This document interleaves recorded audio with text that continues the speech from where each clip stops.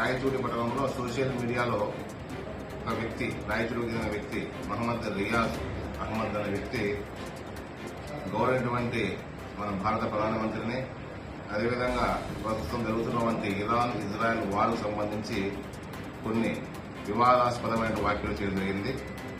దీనికి సంబంధించి వెంటనే గౌరవించినటువంటి ఎస్పీ గారి ఆదేశాల మేరకు రాయచూడి పోలీస్ స్టేషన్లో కేసు నమోదు చేయడం జరిగింది. ఆ కేసులో నిందితుడైనటువంటి మహమ్మద్ రియాజ్ అనే వ్యక్తిని ఈరోజు అరెస్ట్ చేశాము.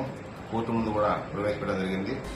ఈ సందర్భంగా అందరికీ తెలియజేయమనగా, సోషల్ మీడియాలో, ఇన్స్టాగ్రామ్లో, అదేవిధంగా ఫేస్బుక్లో వచ్చే వాటికి రియాక్ట్ అయ్యి ఎలాంటి కార్యక్రమాలు రాజకీయ నాయకులు కావచ్చు, లేదా ఇతరుల యొక్క వ్యక్తిగత విషయాలు కావచ్చు చేస్తూ దేశానికి సంబంధించిన విషయాలను రెచ్చగొట్టే విధంగా, కులాల మధ్య, అదేవిధంగా రాజకీయ పార్టీల మధ్య, మతాల మధ్య రెచ్చగొట్టే విధంగా ఎవరైనా నాయకులు చేస్తే వాళ్ళ మీద పోలీసు వారు కఠినమైన చర్యలు తీసుకుంటారు.